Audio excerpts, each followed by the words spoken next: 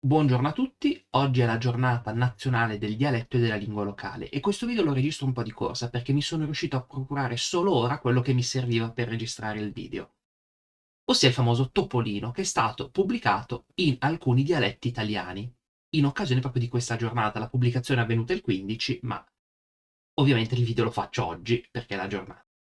Ehm, Mi sono riuscito a procurare quello in, tra virgolette, milanese, in realtà è in lombardo, ed è molto interessante una scelta che è stata fatta dagli editori, ossia mischiare più dialetti, ognuno nella propria grafia. Infatti vediamo scritti almeno 3 dialetti in questo fumetto.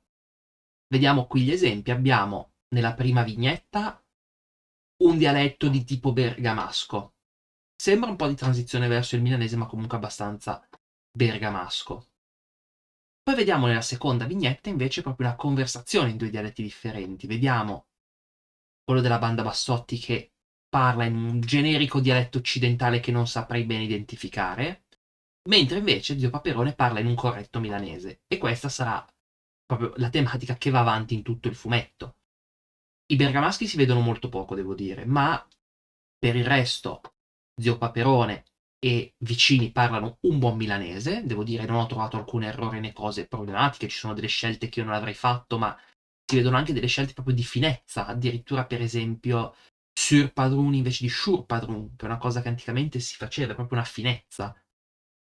Mentre invece quelli della Bassotti scrivono in questo generico lombardo occidentale. Quindi Topolino in milanese non è in milanese, Topolino è in lombardo, con un'interessante scelta di mischiare le grafie. Interessante perché da un lato può aver senso mischiare l'ortografia milanese con quella bergamasca perché oggi non esiste una grande coscienza ortografica comune. Esistono ortografie che permettono di scrivere entrambi i dialetti, come la NOL e la Script Lombard, però sarebbe stato difficile riconoscersi. Se avessero pubblicato, non me ne vogliano, quelli che scrivono in Script Lombard, il fumetto in Script Lombard, nessuno l'avrebbe identificato come nel proprio dialetto. Se fosse stato pubblicato, ad esempio, in Nol, magari i milanesi avrebbero detto: ma che stile è un milanese Arius? I bergamaschi, che storicamente usavano grafie classiche, ma oggi non le usano, probabilmente avrebbero avuto delle difficoltà nell'identificarsi nella grafia utilizzata. E questa è una cosa da valutare in un prodotto comunque commerciale. C'è stato l'intervento dei linguisti, poi leggiamo quello che hanno avuto da dire, ma ovviamente il loro obiettivo non è creare la queen lombarda o la grafia lombarda, il loro obiettivo è vendere un fumetto in lombardo. Sarebbe interessante sapere, considerando che è stato pubblicizzato come il fumetto in milanese, che risultati ha avuto a Bergamo. Ho visto delle persone che si sono lamentate a Milano: ah, dicevano che era in milanese, ma c'era anche il bergamasco. Sì, intanto l'avete capito, però. E con questo ho detto tutto quello che c'era da dire. Per fare un esempio anche ulteriore di come questo testo sia scritto particolarmente bene, tranne per un piccolo errorino in cui hanno confuso un participio con un infinito, ma vabbè, oltre a quello che abbiamo visto si vedono anche delle cose importanti, ad esempio l'uso del verbo incorge per accorgere, incurgiu al participio, che è un termine che si usava, si usa, lo usano ancora oggi i milanesi più fini, ma spesso dicono accorge. Oppure un bellissimo e raro unscisciada, vuol dire unzione. O anche il termine che ammetto che non conoscevo, gibileri. E quindi per dire che chi ha fatto quest'opera si vede che l'ha fatta veramente con impegno, ha preso probabilmente anche dei dizionari. Non è stata una classica opera un po' dilettantesca, anzi tutt'altro. Si vede che è stata un'opera fatta bene, con una buona traduzione, con un piccolo errorino, ma veramente uno solo. Per il resto, veramente, la traduzione secondo me è fatta bene. C'è da dire probabilmente che il fatto anche di aver utilizzato il milanese, che è ben documentato, ha aiutato rispetto ad altri dialetti che magari sono un po' più difficili, hanno una grafia un po' meno coerente e standardizzata. La maggioranza comunque è milanese, però è veramente fatto bene. Ad esempio, si vede anche un uso di un plurale metafonetico, qui è il Q qui Manigold, è il Q qui Manigold, con un'incoerenza grafica, perché ad esempio di solito loro usano O e U per E, ma qua usano E o E e basta. Quindi è un lavoro ben fatto, ma ha dei difettucci. È un peccato perché sarebbe veramente bastato poco per avere un lavoro che era sostanzialmente perfetto, ma non si può avere tutto nella vita. Ma passiamo un attimo alla parte, diciamo, di intervista fatta a Riccardo Regis, professore ordinario di linguistica italiana all'Università degli Studi di Torino. La pagina mi permetto di mostrarla perché è necessario commentarla. Cos'è la linguistica? La scienza che studia le lingue in tutte le sue sfaccettature. Il dialettologo, nello specifico, si occupa di quei particolari idiomi chiamati dialetti e dei rapporti fra questi e l'italiano. Il dialetto è quindi una lingua?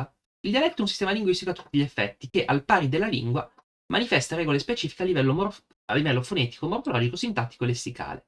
I dialetti non sono, come talvolta ancora si crede, una corruzione dell'italiano, ma un'evoluzione diretta del latino da cui discende anche il toscano. Non di meno, rispetto alla lingua, il dialetto presenta delle limitazioni di ordine geografico e funzionale, essendo parlato in un'area geografica ristretta ed impegnato solamente in contesti informali. È il codice tipico della conversazione quotidiana che non si utilizza praticamente mai in ambito istituzionale o tecnico-scientifico.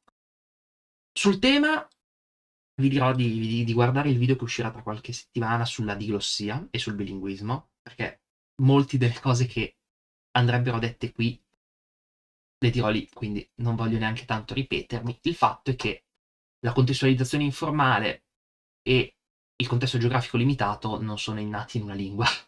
Anche il toscano un tempo era limitato geograficamente e l'italiano in ambito tecnico-scientifico è un qualcosa di relativamente recente, oserei dire anche relativamente breve, perché c'è stato quel periodo in cui si scriveva in latino la scienza, ogni tanto magari in francese.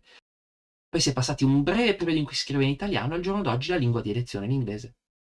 Istituzionalmente si usa, quello sì, ma istituzionalmente sono stati anche usati i cosiddetti dialetti. Ci sono stati periodi in cui si scriveva in dialetto anche nell'ambito pubblico. In Svizzera c'è qualche consiglio comunale che ancora oggi è fatto in lombardo. Conosco persone che per studiare determinati fenomeni del lombardo sono andate a recuperarsi sentenze quattrocentesche in dialetto del luogo della Svizzera, la Svizzera lombardofona. Quindi si potrebbe tradurre in dialetto qualsiasi discorso, sì e no. È dimostrato che si può argomentare in dialetto qualsiasi questione anche se nel caso si vada oltre le prassi delle quotidianità occorre mutuare il lessico dall'italiano addirittura dall'inglese, come del resto fa lo stesso italiano. Se per esempio dobbiamo redigere un documento che tratta di astrofisica non c'è tradizione che ci aiuti nella terminologia scientifica. Attenzione, attenzione, perché non è così vero. O meglio, qua fa notare una cosa che è molto importante, che anche l'italiano mutua termini. Ma l'italiano non li mutua solo dall'inglese, ma li mutua spesso dal greco e dal latino per il gergo scientifico. E dunque cosa vieta a un idioma minore di fare lo stesso percorso? Fotovoltaico, se ci pensate, l'italiano non vuol dire nulla. È un termine mutuato, un termine alto del lessico delle scienze. La stessa cosa può fare una lingua locale. E la tradizione dipende in realtà perché testi, in alcuni, ad esempio in milanese il Cherubini, hanno un certo vocabolario scientifico. Certo, fino all'Ottocento, chiaramente la scienza è cambiata molto nel tempo, ma in caso si può prendere dal latino o dall'inglese, come fa l'italiano d'altronde. Esattamente, cioè, non è una cosa eccezionale. Con i dovuti distinguo geografici, ma le nuove generazioni, spesso le meno vecchie, non parlano dialetto e lo comprendono pochissimo. La trasmissione intergenerazionale è un tema cardine per chi si occupa di rivitalizzazione delle lingue minori. Ormai i dialetti non vengono più trasmessi con regolarità dagli adulti ai piccoli e quindi il destino di queste parlate è quello di venire via via meno usate. Il destino, se noi continuiamo così, ovviamente, nulla ci obbliga a continuare in questa direzione. Si possono salvare le lingue, ne parlava anche proprio Riccardo Regis adesso, che si parla di rivitalizzazione. È possibile rivitalizzare gli idiomi. Basta avere la volontà come popolazione e la volontà politica.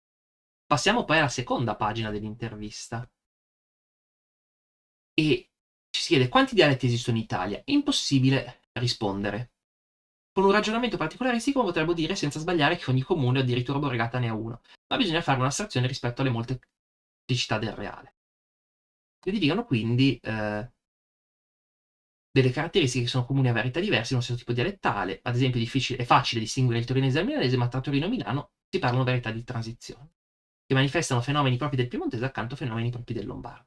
Amen. Io direi anche che volendo particolareggiare, spesso ci sono varietà differenti anche in base alla classe sociale. Ne ho parlato nel mio video sulla varietà linguistica. Magari fosse una varietà singola per comune, alle volte ogni parlante ha la sua varietà in base anche a quello che è la sua capacità di movimento, ad esempio. Se una persona va più, soprattutto nei tempi antichi, andava più spesso magari nel capoluogo, magari aveva un dialetto più influenzato dal capoluogo. Questa è una cosa assolutamente da valutare. Quindi c'è un continuum che lega tutto il nostro paese esattamente tra un tipo di dialettale e l'altro, sempre individuabile un'area di transizione, esatto. Lo stesso discorso vale per l'intero dominio delle lingue romanze, con l'eccezione per ragioni diverse del francese e del romeno. Sì, esatto, ci sono poi delle interruzioni in questo continuum dove ci sono certi fenomeni che non possono essere ignorati. Massa Senigallia, il plurale sigmatico e via discorrendo. Però mi sembra tutto corretto. Perché è così importante salvaguardare i dialetti? Sono un'espressione delle comunità locali, un patrimonio di cultura e saperi da valorizzare per conoscere il passato e mantenere vive le nostre radici, e non dimenticare anche una certa tradizione letteraria. Per questo negli ultimi decenni ci sono stati molti interventi legislativi, soprattutto in ambito regionale, per incentivarne lo studio, il recupero, la tutela e la sopravvivenza. Perfetto. L'unica cosa un po' brutta è il fatto che, pur avendo scelto un ambito regionale per il lombardo, pur avendo detto più volte tra le righe che si tratta di lingue, non c'è mai stata l'ammissione diretta. Si dice un sistema linguistico, sì è vero, sistema linguistico vuol dire lingua, lo sappiamo tutti, ma magari il lettore casuale non lo capisce, è un po' un peccato questo. Sarebbe stato magari anche interessante parlare un po' quali sono effettivamente i gruppi dialettali in Italia, perché detta così uno sa che esiste il piemontese e il lombardo, il resto è molto boh, è un peccato. Però di base sono veramente belle informazioni ed è bello vedere che si parla del tema in un modo comunque serio, giusto, corretto. Ovviamente parte comunque di un, come dire, di un prodotto commerciale, ma in questo non c'è nulla di male, dove il tema non è né stigmatizzato né misinterpretato, viene trattato seriamente da un docente esperto nella materia che si vede che è anche molto aperto sul tema. Che dire, io spero che sia un inizio, che la cosa possa essere replicata anche in altri ambiti e che diventi normalità. Gli interventi legislativi non sono mai troppi in questo campo e quelli regionali spesso sono anche poco efficaci. Se si creasse una forza abbastanza critica, potremmo fare interventi a livello statale che sono comunque capaci effettivamente di garantire una sopravvivenza alle lingue regionali, proprio grazie a quella che è l'esperienza di chi queste cose le fa veramente. Un caro saluto, se questo video vi è piaciuto lasciate un mi piace, condividetelo, se avete qualsiasi considerazione lasciate un commento e buona continuazione.